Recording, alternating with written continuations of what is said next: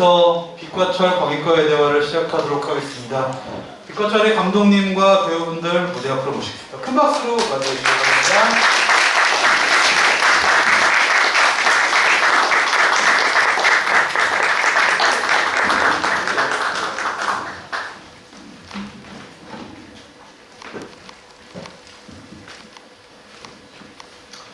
네, 스타분들이 오늘 준비하셔서 카메라가 왔던 것 같은데요. 네, 감독님부터 자기소개 부탁드리겠습니다. 네, 안녕하세요. 빛과 철을 연출한 배종대라고 합니다. 반갑습니다. 안녕하세요. 빛과 철의 영남역 맡은 연애란입니다. 와주셔서 감사합니다. 안녕하세요. 빛과 철에서 은영을 연기한 박지우입니다. 반갑습니다. 안녕하세요. 희수 연기한 김지현이라고 합니다. 와주셔서 감사합니다. 네, 빛과 철은 제21회 전국제영화제 한국경쟁군에 수상됐던 영화인데요. 사실 그 다른 한국경쟁 영화들은 온라인으로 5월 말부터 6월 초까지 상영을 했었는데 빛과 철만 상영을 하지 않았고 이번 상영보다 전에 있었던 상영 때 처음으로 이제 극장에서 상영을 하면서 대중에 공개되는 셈인데요. 좀 뭐랄까 감독님에게 처음 공개하는 심정이 좀 남달랐을 것 같습니다. 어떠셨나요? 네, 그 프로그램이 말씀하신 것처럼 저희는 이제 온라인 상영을 하지 않고 이제 장기 상영으로 극장에서 처음 만나뵙게 됐는데요. 사실 좀 고민이 많았습니다. 온라인으로 상영을 해서 좀 더 많은 관객분들과 만나는 게 어떨까 그런 좀 고민하긴 했는데 뭔가 만드는 사람 입장에서는 좀 더 제가 처음 만들었을 때였던 처음의 의도를 좀 그대로 보여주기 위해서 극장에서 좀 첫 상영하고 싶었어요. 그래서 다시 스텝 배우들이 좀 반대도 많았는데 특히 염란 선배님이 되게 옛날 사람이라고 저를 놀리셨는데 조금 옛날 사람은 맞습니다. 그래서 좀 극장에서 첫 뭔가 경험을 하고 싶었고 이렇게 이제 전육제한테 장기 상영을 통해서 관객분들과 이렇게 처음 만나게 돼가지고 되게 감개무량합니다. 네, 이제부터 본격적인 질문과 답을 하려고 하는데요. 앞서 말씀드렸듯이 오픈 채팅방을 통해서 다양한 질문들을 부탁드리고 또 배우분들이 많이 나오고 계시니까요. 배우분들에게 이런저런 질문들을 해주시면 감사드리겠습니다. 제가 일단 여러분들의 질문을 좀 본격적으로 해주시기 전까지 좀 기본적인 질문들을 좀 하겠습니다. 감독님, 이제 필수 불가한 질문인데요. 빛과 철을 어떻게 구상하게 되셨는지 설명 부탁드리겠습니다. 네, 빛과 철은 사실 인물에서 좀 출발한 영화였어요. 희주와 영남이라는 이 두 인물을 좀 오랫동안 좀 품어왔고 이 인물들을 어떻게 좀 표현할까 그런 고민을 많이 했었고 각각 좀 양 극단에 대립한 그 두 인물이 어떤 만나서 서로가 서로를 좀 바라보는 그런 이야기를 좀 하고 싶었어요. 그래서 그렇게 이 이야기가 시작되었고 이제 희주와 영남을 만들어 놓고 보니까 그것만으로 좀 이야기가 진행이 안 되는 지점이 많았고 그 희주와 영남이라는 두 점을 만들고 그 박지우 배우님이 연기하신 그 인형을 중간에 두고 그 세 인물이 서로 맞물려서 움직이는 그런 이야기를 좀 만들어 보고 싶었습니다. 네, 일단 아주 간략한 개괄만 해주셨는데 이와 관련된 다양한 질문들이 나올 거라는 생각이 들고요.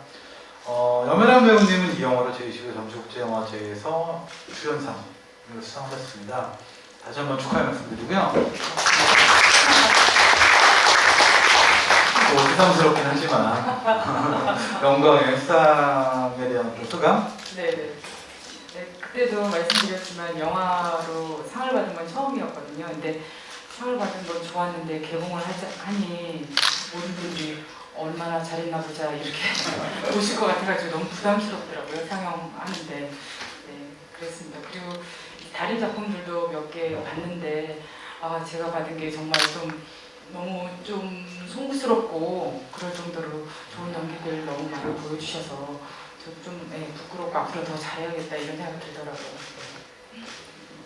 김시윤 배우님께서도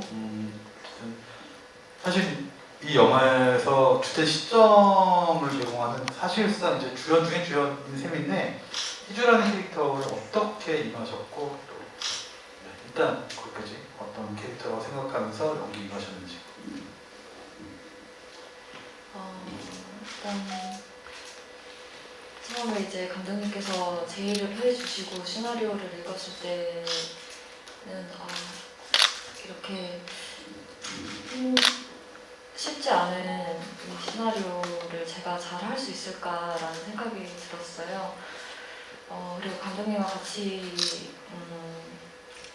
얘기를 많이 했었는데 좀 제의식에 사로잡혀 있는 인물이라고 생각을 했고 거기에 좀 주안점을 두고 얘기를 하고 연기를 했던 것 같아요. 네, 덕지우 배우님 이제 우리는 벌새로 많이 알게 되었는데 벌새 이후에 이 영화에 참여하실 걸로 알고 있어요. 그러니까 본인의 역할을 어떻게 해서 거셨고 어떤 어려움이 없었는지 간략하게. 저는 일단 은영 역할 자체가 되게 진실과 양심을 중요하게 생각하는 아이라고 생각을 하고 연기를 했었고 또 대본을 딱 읽었는데 너무 어려운 거예요, 저한테는. 그래서 감독님이랑 대화를 되게 많이 나누면서 전체적으로 이해를 하기보다는 그 씬마다 은영이가 어떤 감정이었고 또 뭐가 목적이었는지 그런 걸 가지고 연기를 했습니다. 기왕 얘기를 하신 김에 푹 들어가 보면 그래서 어쨌든 그런 매 씬마다 이제 그 각기 감독님과 대화를 통해서 이 영화 전체와 은영이라는 인물의 어떤 본질 이런 걸 파악하셨다고 보는데 여기에 이제 누적이 되면서 이 영화의 본질 또는 은영이라는 인물의 실체를 좀 파악이 되셨을 것 같은데 어떤 것이었나요? 일단 은영이라는 아이 자체는 되게 외로운 아이라고 생각을 하고 연기를 했었거든요. 왜냐면은 엄마는 병간호를 한다고 또 엄마 나름대로의 삶에 지쳐있고 저는 여기 영화에서는 안 나왔지만 대본에서는 은영이는 되게 잠만 자는 학교에서 잠만 자는 유령 같은 아이라고 나왔었는데 그런 아이가 아빠가 저렇게 누워있는 상황에 있으면 어떻게 될까? 이런 생각을 하면서 연기를 해보니까 되게 희주 언니가 괴로워하는 모습을 보고 또 엄마가 이렇게 힘들어하는 모습을 보니까 자기라도 조금 진실을 밝혀야 되지 않을까 약간의 양심의 가책을 느끼면서 생활을 했다고 생각을 했거든요. 그래서 좀 약간의 경솔한 행동이었긴 하지만 그래도 자기는 나름대로 언니한테 의도적으로 찾아가서 그렇게 진실을 말하기도 하고 나름의 노력을 했다고 생각을 합니다. 어떻습니까, 감독님? 맞습니까? 근데 맞고 아니고의 문제라기보다 박지우 배우님은 이제 저렇게 생각하셨고 저랑 이제 많은 대화를 하면서 그런 것들을 좀 살려나갔던 것 같습니다. 그 어떤 대속의 의미를 갖고 나중에 이제 어딘가로 사라지시는데 다시 거기에 대해서 좀 질문이 이미 들어가 있습니다. 이 지금 관객분들이 정말 이렇게 열정적이셔서 질문이 지금부터 쏟아지고 있는데요. 하나씩 소화해볼까 합니다. 제가 이거 GV 하면서 일단 관객분들 제일 먼저 질문을 올리신 분들을 존중해서 그거를 말씀을 드립니다. 이건 좀 실현이 어렵습니다. 배우분들 얼굴 뵐 수 없어서 안타깝습니다가 첫 번째 질문이었는데 이거는 좀 이제 코로나 코로나이라 얼굴은 그 다 아시지 않습니까? 두 번째 질문은 좀 소화를 해야 될 것 같습니다. 이 영화의 전체적인 주제와도 관련되어 있는 문제일 수도 있어서요. 영화 제목이 왜 빛과 철인지 궁금합니다. 영화 제목은 블랙라이트더라고요. 네, 빛과 철이라는 제목은 사실 과연 이 영화에 어울릴까 그런 고민도 되게 많이 했었는데요. 사실 이 제목을 지었던 어떤 의도는 그 첫 장면을 좀 생각해 보시면 될 것 같습니다. 그 두 차가 어떤 헤드라이트의 어떤 두 불빛이 만나서 부딪히고 어떤 차와 차의 어떤 육중의 어떤 철 그런 느낌들이 부딪히고 그러니까 빛과 부딪힌다. 어떤 이 희주, 영남, 은영 이 세 인물을 최초에 만나게 만든 어떤 이 영화의 발단이 되는 그 사건. 그래서 좀 빛과 철이라는 제목을 지었고요. 그래서 좀 이 제목을 그대로 가는 게 맞나 그런 고민도 많았는데 그 오프닝 정말 좀 찍고 나서 뭐 가도 되겠다 이 느낌이 뭔가 잘 맞겠다 그런 생각을 좀 했습니다. 그 이제 영재의 블랙 라이트라는 제목은 사실 좀 고민이 많았어요. 그러다가 이제 저희 해외 배구팀에서 여러 가지 안을 주셨고 그 중에서 이제 제가 가장 좀 마음에 드는 블랙 라이트라는 제목을 좀 정했고 이제 좀 비슷한 느낌인 것 같아요. 좀 라이트라는 어떤 빛 그리고 보통 빛이 하얗지 않아요. 어떤 하얗지 않고 좀 검은 빛 그런 어떤 두 상반된 요소들이 그런 만나는 그런 것들이 좀 영재로 좀 잘 어울리겠다. 그래서 블랙 라이트라는 제목을 선택했던 것 같습니다. 감독님은 사실 이 이제 영화를 놓고 가장 몇 차례 인터뷰에서 똑같이 이제 말씀하신 게 있었는데 배우들과는 이제 좋은 연기를 뽑아내기 위해서 사전에 미팅을 하지 않았고 사전에 만나게 하지 않았다라고 말씀하셨을 때 이제 현장에서 바로 이제 서로 직접적으로 뭔가를 어떤 감정을 자아내게 하기 위해서였던 것 같은데요. 감독님도 잠깐 말씀하시고 배우님들 실제로 이렇게 해보니까 어땠는지 말씀 부탁드릴게요. 네, 이제 처음에 이제 배우분들을 이렇게 훌륭하신 배우분들을 다 모셔놓고 보니까 이 배우들을 어떻게 더 시너지를 낼 수 있을까 그런 고민을 좀 많이 했습니다. 그래서 처음에 고민을 하다가 저는 이제 이 영화를 만들면서 처음에 좀 생각했던 게 그러니까 어떤 배우라도 좀 리딩을 하지 않겠다. 그러니까 뭔가 연습하고 준비하는 그런 연기를 좀 원하지 않았고 배우들이 어떤 감정적인 준비는 하되 어떤 대사에 대한 그런 지문에 대한 그런 연습 준비는 하지 않기 원했었고요. 그래서 리딩을 하지 않은 대신에 좀 여러 많은 대화들을 나눴고 이게 저랑 이제 배우들 단독으로 이렇게 보다 보니까 다른 배우들을 굳이 만나고 싶게 하지 않았어요. 그래서 좀 뭔가 서로 친해지게 하고 싶지 않았어요. 뭔가 인간적인 감정이 연기에 묻어나지 않게 좀 바랬었고 그래서 그 사실 살짝 지나가다가 한 번씩 얼굴 보긴 했는데 그때 약간 미묘한 어떤 긴장감이 좀 흘렀었고 이제 희주 영남의 인물들은 이제 영화 중간에 나오는 어떤 한 시간쯤 나오는 탈의실 테이블 사이에 두고 서로 이제 마주보는 그 장면을 찍을 때가 이제 여명한 배우님과 이제 김시훈 배우님이 처음 만난 날이었어요. 그래서 뭔가 서로가 서로에 대한 어떤 적대감, 증오 이런 것들을 좀 많이 살려오셔서 그날 좀 에너지가 좀 많이 많았던 것 같고 그래서 좀 저는 나름 이런 선택을 하길 잘했다 그런 좀 뿌듯함을 좀 느끼고 있습니다. 배우분들의 생각도 다르실 수 되게 있어요. 잔인한 그 감독님 연출 방법인데 어떠셨나요? 감독님이 좀 순해 보이는데 되게 독한 분이시더라고요. 또 계산을 많이 하시더라고요. 그래서 저한테는 되게 정중하게 물어보셨어요. 만나겠느냐, 만나지 않겠느냐. 배우님의 뜻에 따르겠다 해놓고서 사실은 다 계산이 있었던 거예요. 안 만났으면 하는.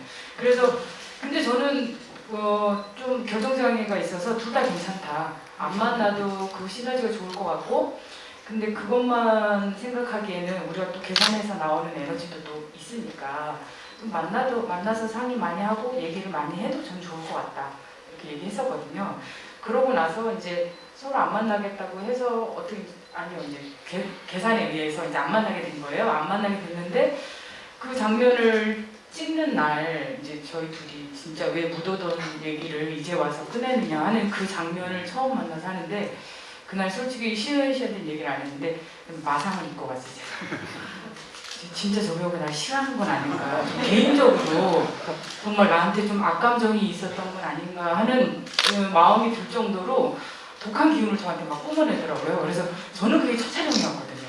시은 씨가 한참 촬영을 하고 저는 그게 첫 촬영이었는데 첫 촬영도 너무 어려운 신이 걸려서 감독님을 욕하고 있었는데 시은 씨가 저한테 막 독한 기운을 뿜어내니까 그날 진짜로 시은 씨가 날 싫어하는 건 아닐까라는 어떤 그런 상처를 받아서 갔는데 이제 나중에 듣고 보니까 이 계산 많으신 감독님이 그래서 너무 좋았고 자기가 시은 씨한테는 따로 얘기하기를 절대 여면한 선배님의 기운에 지면 안 된다 이렇게 주문을 했다는 거예요. 저한테는 얘기를 안 하고 그런 비하인드가 있었구나 싶어서 근데 그 어쩔 수 없이 그때는 되게 첨예한 에너지들이 부딪히는 장면이라 만약에 그 계산들이 잘 나왔다면 얻어 걸린 것 같은 느낌이 듭니다. 네. 상대방인 어, 감독님은 뭐 저희한테 물어보셨어요. 실제로 물어보시긴 했는데 먼저 자기의 생각에는 안 만나는 게 좋을 것 같은데 라고 분명히 하셨고, 그래서 저는 저 괜찮다, 감독님이 그거를 원하시면은 괜찮은 방법 같다 라고 했어요. 감독님은 저희가 막 그렇게 하자고 해서 말씀하시는 것 같은데 감독님이 되게 강한 그런 의견이 있었고, 그리고 저는 이제 혜란 선배 같은 경우에는 매체로 많이 이제 제가 봐왔고, 사실 매체에 나오시기도 전에 저 연극을 이미 2편인가 3편을 제가 봤었더라고요, 예전에. 그래서 너무 익히 이제 알고 있었고, 너무 이제 제가 좋아하는 배우였기 때문에 너무 이제 너무 좋았고, 개인적으로 같이 이제 호흡을 맞출 수 있다는 거에 대해서 그래서 너무 만나고 싶었는데, 이제 그거를 이제 현장에서 실제로 이제 처음에 인사를 하고, 근데 마음에 상처를 입었다니 너무 죄송합니다. 실제로 그러려고 한 건 아닌데, 감독님이 이제 현장에 이제 혜란 선배 와도 막 너무 이렇게 얘기하지 않았으면 좋겠다라고 하셔가지고 그랬었던 것 같아요. 그래서 저도 막 너무 반갑고 막 얘기를 막 너무 하고 싶은데 막 꾹꾹 참았던 것 같아요. 네, 감독님에 대해서 폭로할 게 있으면 더 많이 하셔도 돼요. 하나 이렇게 덧붙이자면 이제 제가 이제 촬영 전에도 이제 만나지 않기로 원했었고, 사실 촬영 때도 별로 친해지고 싶게 만들고 싶지 않았어요. 그래서 사실 이 세 배우들끼리 밥 한 번 먹은 적 없거든요, 영화 찍는 중에. 근데 이제 영화 다 끝나고 이제 최근에는 이제 영화 완성이 되고 난 다음에 이제 이 배우분들이 자주 올 기회도 생기고 이제 만나고 하다 보니까 되게 부쩍 친해지셨어요. 근데 친한 건 좋은데 제가 가끔씩 이게 되게 뭔가 낯설 때가 있어요. 되게 저렇게 적대감을 뿜는 배우들이 되게 언니 이렇게 하면서 친하게 지내는 거 보니까 저 혼자 좀 어색할 때가 있고 그렇습니다. 여러분, 감독이라는 사람이 이렇게 잔인한 사람입니다. 박지우. 죄송해요. 덧붙이자면은 그 씬을 끝내고 또 이제 좀 풀렸어요. 어느 정도 이제 그랬으니까 이제 또 계속 이제 붙는 장면이 많고 대기를 같이 하는 시간이 많으니까 그 얘기를 하면서 둘이 너무 막 수다도 사실 감독님 원래 많이 떨었었거든요. 그때 이제 저는 너무 좋은 거예요. 그래서 좋아하는 마음이 생기면 안 되는데 막 좋아하는 마음이 많이 생겨서 그 뒤에 또 막 연기를 계속 이어서 해야 되는데 그게 좀 힘들었어요. 너무 사람 자체도 너무 따뜻하시고 좋으니까 그거를 좀 막 이렇게 생각 안 하고 해야 되는데 너무 좋아져가지고 되게 좀 힘들었습니다. 박지우 배우님 비슷한 상황.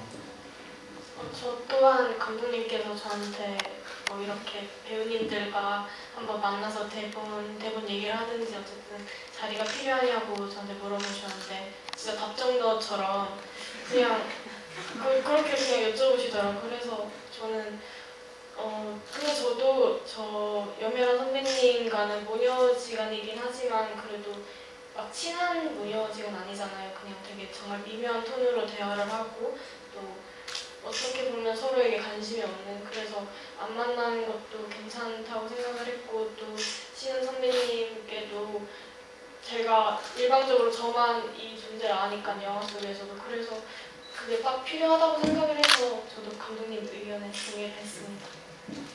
사실 연기를 하시기에 좀 이 영화의 감정이 좀 배우로서는 벅찬 리듬이 아니었을까라는 생각도 들거든요. 이렇게 거의 쉴 틈 없이 배우를 그 긴장감과 어떤 그 거친 호흡으로 몰아넣는 거거든요.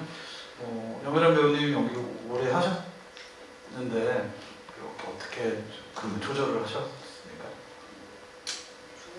조절을 하라기보다 너무 어려운 연기고 힘든 연기인데 너무 조심스러운 말씀이긴 하지만 약간 배우로서의 어떤 희열도 느껴지는 작품이었어요. 그러니까 저의 못 보여드렸던 모습, 그리고 또 여자 배우 2명, 세 명도 있지만 뭔가 그 대결 구조가 끝간데까지 뭔가 가게 만드는 그 감정을 표현할 수 있다는 그런 작품을 만난다는 희열 있잖아요. 그 감정을 연기하는 건 너무 힘들지만 감정을 연기한다는 표현도 좀 어폐가 있지만 그런 인물을 만난다는 게 엄청 힘든 일이라는 걸 좀 알게 됐어요. 뭐 많이 했지만 그런 인물들을 많이 만났지만 어렵고 힘들지만 처음부터 끝까지 뭔가 사건의 중심을 가지면서 깊이 있게 내면을 계속 파헤쳐가는 인물을 만난다는 게 탐구하는 기쁨이나 어떤 어려움 속에서 그런 점도 좀 있었어요, 이 작품이. 네, 그래서 조절하기보다는 조절은 감독님이 하실 거고 이제 저는 어떻게든 끝간데까지 보여드려야 뭐 조절도 하실 수 있을 테니까 네, 그랬던 것 같고 영남이라는 인물 자체가 그냥 슬픔이라기보다 좀 지난한 슬픔이고 오래된 슬픔이고 그리고 사람이 정말 힘들 때가 기약 없을 때잖아요. 이것이 언제 끝날지 모르는 기다림이라는 것들이 너무 좀 힘들었어서 인물을 연기하기 좀 힘들었었는데 그런 또 기쁨들은 있었던 것 같아요. 네. 이거는 감독님께 여쭤보는 질문 같은데요. 좋은 영화와 배우님들의 좋은 연기 잘 봤습니다. 영화 속에서 인물들의 얼굴에 정면으로도 측면으로도 강한 조명을 비추는 장면들이 많았던 것 같은데 어떤 의도를 담으신 걸까요? 그러니까 조명이나 어떤 인물의 얼굴을 담을 때 좀 뭔가 소프트하게 보이고 싶지 않았어요. 좀 강렬하게 어떤 이 사람의 어떤 밝은 면, 어두운 면 이것들을 동시에 보여주고 싶었고 그런 것들을 보여줄 때 어떤 배우들이 가진 어떤 양면성 사실 인물들이 단선적이라기보다는 되게 양면적인 그런 것들을 다 가지고 있는 배우들이고 그런 인물이었고 그렇기 때문에 그런 것들을 좀 극대화시켜서 좀 보여주고 싶어서 그렇게 좀 구성했던 것 같습니다. 사실은 네. 이 영화의 이제 그 큰 줄기를 잡는 질문을 하기 전에 사실 배우님들 얘기할 때 제가 당연히 여쭤봤어야 될 것 같은데 딱 그걸 지적해 주시듯이 어떤 분이 배우분들 어떻게 캐스팅하셨는지 궁금합니다라는 질문이었는데 어쨌든 관계에 대한 이야기고 당연히 배우들이 연기력이 되게 중요한 그런 시츄에이션이나 상황이었다고 생각을 하는데 이 세 배우님들 선택하신 이유가 있으실 것 같아요. 어떤 기준으로?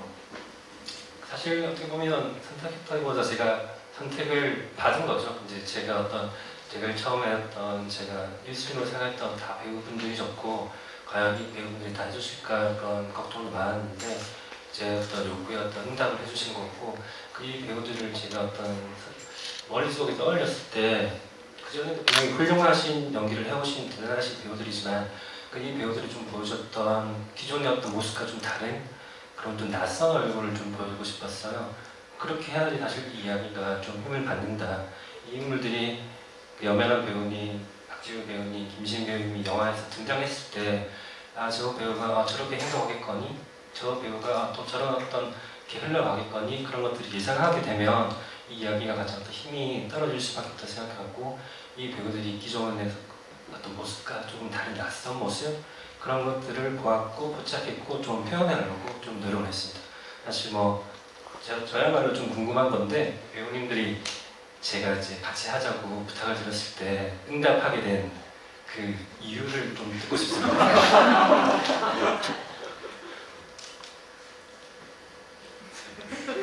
진짜로 지금 얘기. 네네네. 정말 궁금하죠. 좋은 질문입니다. 저는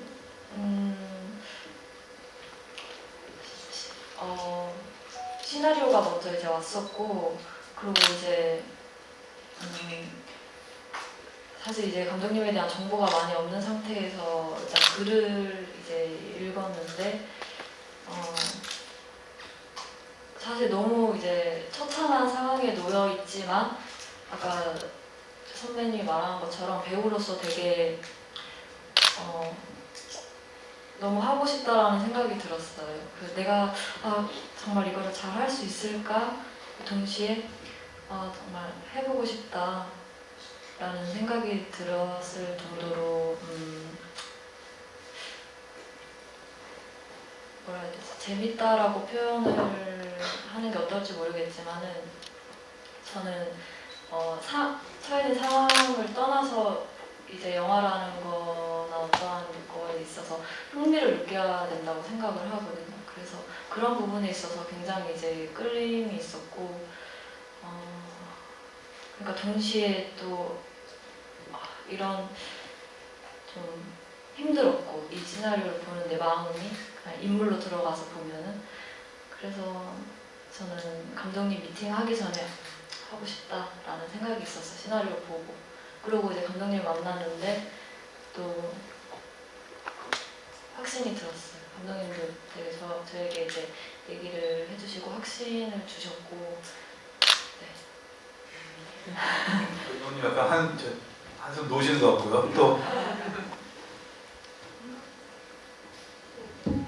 저는 일단 시나리오를 읽으면서 이 은영이라는 캐릭터가 두 여성분들 사이에서 은영이의 행동으로 인해서 이게 사건이 전개가 되고 또 계속 발단이 되잖아요. 그래서 이 은영을 연기하는 제 모습이 또 궁금해지고 또 내가 이거를 할 수 있을지 의문이 든과 동시에 또 하면서 더 성장할 수 있겠다라는 생각이 들어서 은영 캐릭터를 좋아하게 됐어요, 보면서. 그래서 또 감독님과 미팅하면서도 은영을 이렇게 파악할 때 감독님께서 제 안에 날카로운 면을 좀 드러냈으면 좋겠다라고 말씀을 하셨는데 또 그 말씀에 내가 이런 면들을 또 보여줄 수 있겠구나 싶어서 선택을 받게 됐습니다.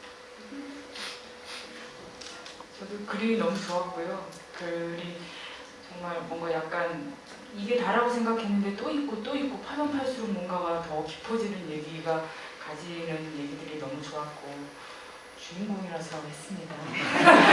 주인공이라서 너무 좋았고요. 네, 좋았고 특히 또 여자 얘기라서 또 좋았고요. 그 여자 얘기들을 이렇게 심도 있게 다뤘다는 게 너무 좋았어요. 그래서 감독님 한번 만나뵈야겠다. 그래도 글이 좋아도 또 감독님 이상하실 수 있잖아요. 그래서 이제 감독님을 뵈러 갔는데 뭔가 약간 옆에 계시니까 큰 칭찬을 안 드리지만 약간 느낌이 뭐였냐면은 끝간데까지 연구한 사람의 어떤 자신감이 느껴졌어요. 누구보다도 이 작품에 대해서 고민했어. 뭐든지 물어봐. 뭔가 이런 자신감이 있었고 또 하나는 모르는 건 모른다고 얘기했어요. 모르는 거를 뭔가 포장하거나 뭔가 이렇게 설명해 주시려고 하는 게 아니고 그건 고민 중이다. 어떻게 할 거다. 그런 겉멋 같은 게 없어서 되게 좋더라고요. 네, 그랬습니다.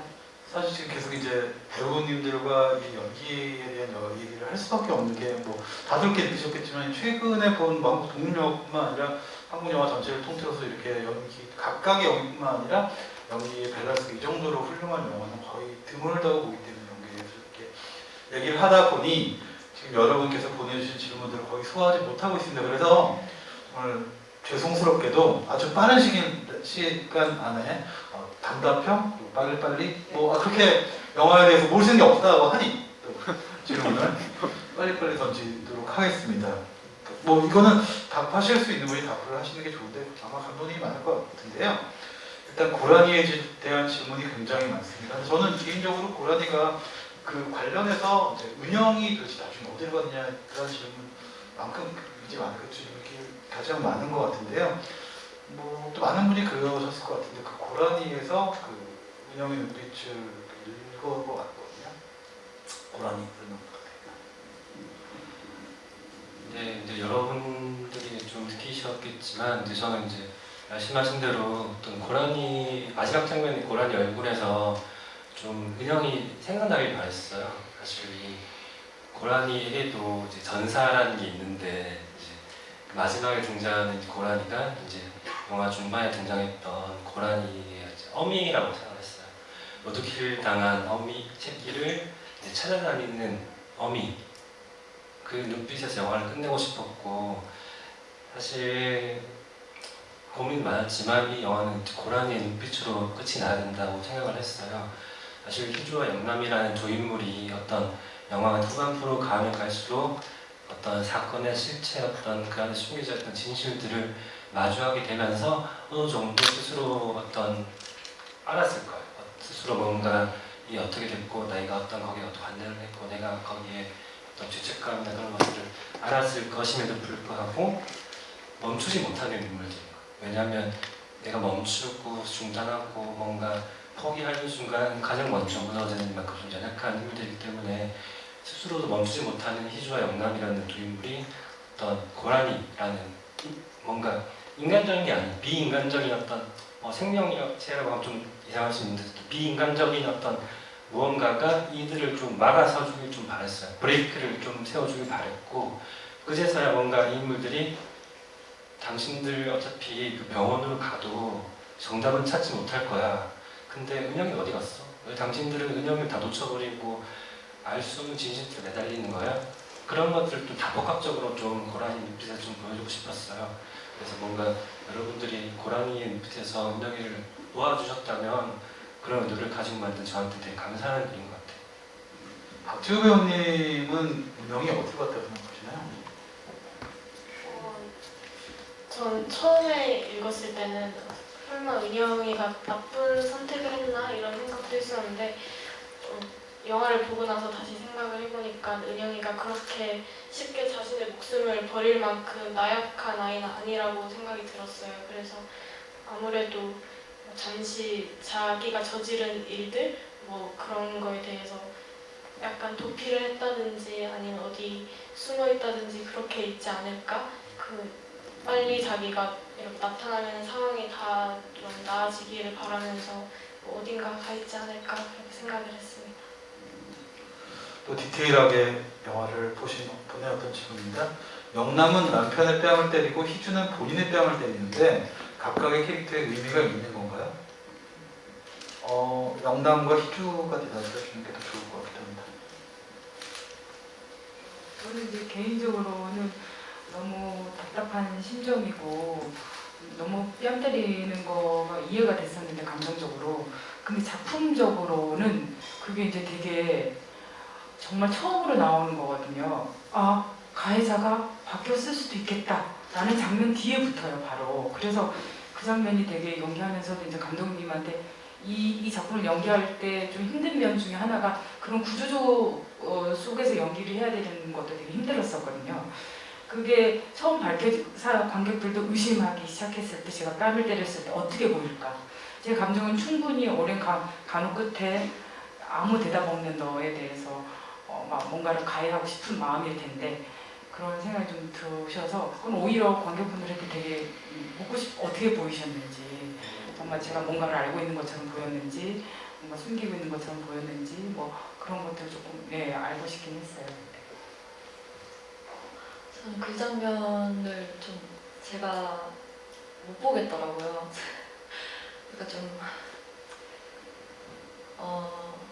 여러 가지 복합적인 심정이라고 생각을 하는데 저는 어쨌든 희주가 되게 굉장히 죄책감에 스스로 사로잡혀 있고 또 동시에 그 죄책감에서 벗어나려고 굉장히 아둥바둥하고 내가 잘못한 게 아닐 거야, 아니야 라고 이제 뭔가 진실을 좀 외면하고 싶고 도피하는 인물이라고 생각을 하는데 그 장면에서는 이제 본인 스스로 뭔가 더 깊은 마음에는 알 거라고 생각을 하고 그리고 이제 어떻게든 우리가 가해자가 아니고 피해자야 라는 거를 막 쫓아서 이제 행동들을 하고 다니는데 또 오빠가 이제 또 어떠한 거를 나를 위해서 숨겼던 어떠한 새로운 또 진실이 밝혀지면서 감독님과 저도 이 부분에 대해서 감독님과 많이 물어봤는데 저는 계속 이제 점점 수면 위로 내가 이제 남편한테 좀 생각했던 그런 죄책감 이제 떠오르는 시점이라고 생각을 하는데 거기서 뭔가 스스로 좀 자해를 한다고 해야 되나? 자기를 이제 하는 그런 행동이라고 생각을 했어요. 근데 그것도 있고 감독님께서는 이제 또 그 진실을 이제 알려고 남편의 그런 정신과에 찾아가잖아요. 도대체 그 진료 기록을 보고 싶어서. 근데 거기에는 아마 내 이야기가 있으면은 너무 이제 막 두려울 것 같고 그동안 피했던 거였는데 그거를 한번 보고 싶어서 내 스스로 그거를 이제 마주하고 싶어서 가기 전에 너무 이제 두렵고 혼란스러운 거 앞서서 또 포기하지 말고 가지 말고 정신 차리고 가서 한번 보자라는 식의 좀 나 스스로 정신 차리자 이런 거라고 얘기해 주셨어요 그때 감독님이. 네. 그런 복합적인 심정이라고 생각을 했어요. 감독님이 좀 이렇게 전체를 마무리해 주신다면요? 근데 이제 저는 이제 두 인물이 사실 어느 정도 알았다고 생각해요. 이제 각기 남편에 대한 어떤 그것들이 100% 어떤 모르는 무지한 상태가 아니라 어느 정도 스스로 진정을 했을 거라고 생각을 했고, 근데 거기에 대한 이제 어떤 엉뚱이 마음을 좀 자신의 뺨을 때리면서 좀 표현하고 싶었어요. 아마 알았을 거라 생각해요. 그런 것들이 좀 은연중에 좀 표현하고 싶었어요. 은영이 이름표의 핀으로 아빠의 손에 피를 낸 이유는 무엇인가요? 이런 질문이 있습니다. 일단 은영은 아빠가 깨어나기를 바라는 사람이니까 혹시나 이렇게 약간의 고통을 주면은 아빠가 좀 의식이 있지 않을까 이런 마음을 가지고 했는데 피가 나니까 또 눈물을 흘리니까 그걸 가지고 간호사 언니한테 물어보잖아요. 그래서 약간 아빠가 빨리 깨어나길 바라는 마음으로 그런 행동을 한 것 같습니다. 감독님 생각 비슷한? 네, 그렇게 생각합니다. 이거는 약간 감상평이기도 하면서 질문이기도 한데 감독님에 대한 질문 같습니다. 하나의 완결된 사건을 바라보는 인물들의 감정이 주가 되는 영화일 것이라고 상상했지만 사건의 면면이 드러나면서 장르적인 재미도 더해졌던 것 같은데요. 이야기를 영화적으로 풀어나가는 과정에서 어떤 점을 염두에 두시면 궁금합니다라는 질문입니다. 좀 덧붙여서 이 영화가 어쨌든 기본적으로 드라마임에도 불구하고 이제 그런 장르적인 어떤 툴이 굉장히 사용된 것 같고 또 어떤 의미에서는 누아르 같다는 느낌이 들었어요. 어쨌든 어떤 미스터리를 찾아서 계속 가는데 사실은 그게 어떻게 보면 아무것도 아닌 약간 물음표만이 맞는 그런 좀 양상이기 때문에 그런데요. 어쨌든 감독님 어떤 것을 연대하면서 또 장르적인 툴을 어떻게 쓰셨는지. 네, 느와르까지는 생각 못 해봤고요. 저는 이제 미스터리 구조가 이 영화에는 꼭 필요하다고 생각을 했어요. 어떤 드라마적인 어떤 트루비로 진행되는 것이 아니라 어떤 과연 그날 무슨 일이 벌어졌을까라는 어떤 궁금증 미스터리를 출발을 해서 어떤 사건이 전환이 되고 이야기가 좀 그날 과연 무슨 일이 있었을까 해서 그날 그 남편들의 마음에는 무슨 일이 벌어졌을까 어떤 사건의 미스터리에서 어떤 감정 미스터리로 전환되는 그런 구조가 필요했어요. 그래서 왜 미스터리가 필요했냐 하면 사실 뭐 이야기적인 재미일 수도 있겠지만 그런 거는 사실 구체적인 거고 과연 이 인물들이 가진 어떤 궁금증은 결국에는 내 남편이 무슨 생각을 했을까, 무슨 마음이었을까를 찾아가는 과정이고 또한 이제 희주가 영남의 마음을 찾아가는 그런 과정 그리고 희주가 뭐 영남이 은영의 마음을 서로 실체가 아직 뭔가 뜬구름처럼 보이는 실체들의 감정을 찾아가는 이야기라고 생각했어요. 그래서 뭔가 미스터리라는 것이 사실 우리가 실체가 알 수 없는 것들이 둘러싸인 것들이 점점 진실을 찾아가는 것이잖아요. 그래서 뭔가 이 타인이라는 어떤 사람 아무리 가족이고 아무리 친하고 부모 자식이고 남편이고 하지만 우리는 이제 결국에는 아무리 가까운 남편 아내라고 하더라도 서로의 마음을 100% 안다고 할 수는 없는 거잖아요. 그런 타이밍이라는 어떤 마음이라는 미스터리를 찾아가는 이야기가 필요하다고 생각을 했고 그렇지만 사실 결국에는 이 이야기가 다 진행이 돼도 과연 그 끝에 정답은 과연 있을까? 정답이란 우리가 알 수 있을까? 타인의 마음이라는 것에 대한 우리가 100% 정답을 알 수 있을까? 결국에는 저는 이게 실패한다고 볼 수가 없다고 생각해요. 그러니까 실패한다는 것을 보여주기 위해서 이 미스터리를 끝까지 밀고 갈 필요성이 있었고 그러면 이 미스터리를 찾는 과정 대신에 그것을 이제 그만 중단하고 우리는 과연 무엇을 해야 될 것이냐 거기서 뭔가 영화가 끝나길 바랬고 거기서 이 인물들이 그만 이제 진실 찾기는 그만하고 뭔가 새로운 출발, 새로운 시작까지는 모르겠지만 중단을 해야 된다고 생각하고 이렇게 좀 구조를 만들었던 것 같습니다. 정신과 의사가 아내도 타인입니다라고 얘기하는 것도 다 그런 차원에서 얘기했군요. 좀 초반에 들어왔던 질문인데 제가 이렇게 스킵을 했었는데요. 이 영화가 되게 예산이 적은 독립 영화임에도 불구하고 고라니, CG 이건 CG가 없고 그 공장의 불 장면도 아마 CG가 아니겠냐. 둘 다 CG였는지요. 공장불은 진짜 같았는데 뭐 이제 고라니는 연기가 좀 인위적인 것 같다는 이런 지적도 있습니다. 어쨌든 또 그런 대공장을 빌린다는 것도 이제 소규모 독립 영화로서는 쉽지 않은 일인데 어쨌든 이런 가성비 이런 거 어떻게 가르치는지. 사실 공장에 불을 냈으면 제가 이 자리에 없었겠죠. 공장의 불은 이제 어쩔 수 없이 CG로 만든 거고, 고라니 같은 경우는 사실 고민을 많이 했어요. 사실 이런 저예산 독립 영화에서 아무리 CG를 열심히 한다고 잘한다고 해도 좀 뭔가 퀄리티가 낮을 수밖에 없다라는 한계성을 알고 있었고, 그래서 배우님도 알다시피 실사로도 촬영을 했어요. 되게 2번이나 몇 번 촬영을 했었고, 근데 그 과정에서 제가 생각했던 만큼 촬영이 잘 이루어지지 않았고, 되게 그 마지막 촬영이었어요. 고라니 장면 실제 이제 고라니를 데리고 와서 촬영을 했는데, 그날 마지막 촬영했는데 진짜 망했어요 완전. 그래서 뭔가 이제 촬영을 끝나고 다 같이 이제 자 수고하셨습니다 해야 되는데 되게 분위기가 쌓였어요. 다들 뭔가 망했다, 이 영화 어떡하지? 이런 마음으로 이제 집으로 돌아가는 어떤 기억이 있는데, 그러고 나서 이제 저는 이제 편집을 해가면서 이 마음을 어떻게 수습을 하지? 그래서 이제 CG팀을 붙잡고 정말 열심히 만들었어요. 사실 이 영화라든가 뭐 독립영화에 불과하고 사실 돈이 들어간 것처럼 보이는 장면들이 많아요. 뭐 비도 뿌리고 뭐 CG도 들어가고 뭐 여러 가지 거 많이 들어갔는데, 사실 좀 여러분들의 도움을 많이 받았어요. 스태프분들도 정말 낮은 가격으로 이렇게 다 해주시고, 제가 아무리 계속 한 번만 더 해주세요, 한 번만 더 해주세요, 조금만 고쳐주세요, 조금만 해주세요, 그런 응답에도 정말 끝까지 만들어 주셔가지고 결국에는 그나마 지금의 어떤 퀄리티가 된 것 같아서 정말 감사드리고, 다시는 이제 이렇게 부탁하지 않겠습니다. 그러려면 이 영화로 좀 자본을 축적을 하셔야 되는데요. 이제 정리를 해야 될 것 같은데도 계속 아주 긴 질문들이 계속 들어와서 참 곤란한데, 지금 긴 질문도 읽지 못해서 아무튼 마무리를 지어야 될 것 같습니다. 근데 감독님에게 들어온 질문이 있는데요. 아시가르 파라디 영화 어느 정도 맞닿아 있는 것 같은데 염두에 두고 연출하시는지 궁금합니다. 아니더라도 감독님이 평소에 좋아하시는 어떤 다른 감독님이 계신지, 그리고 레퍼런스로 삼으신 영화가 있는지 궁금해요. 일단 아시가르 파라디.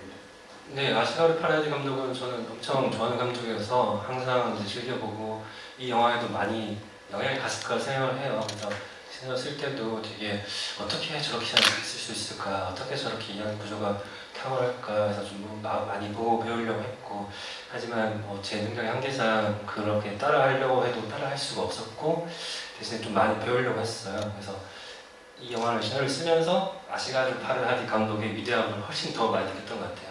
정말 훌륭한 감독이고, 그래서 뭔가 도움이 많이 됐고, 배우들한테도 다 보여드렸어요. 그 신인과 나들의 배우 같은 경우는 이 영화가 어떤 지향하는 지점과 비슷한 점이 많고 좀 도움을 얻길 바랬고, 그래서 그 영화 말고도 사실 배우들에게는 다 각기 다른 레퍼런스를 줬어요. 좀 같이 뭔가 갈 게 아니라고 생각했고, 다 다른 레퍼런스를 줬고, 공통적인 배우 영화도 있었지만 좀 다른 레퍼런스를 좀 각기 줬어요. 예를 들면 이제 여면한 배우님한테는 이제 옛날 영화긴 한데 나루토 미키오 감독의 흐트러지다라는 흑백 영화를 보여드렸고, 이제 김신우 배우님한테는 뭐 여러 개를 줬었는데 그 중에 이제 마스무로 야스조 감독의 아내는 고백한다, 그 영화를 보여줬었어요.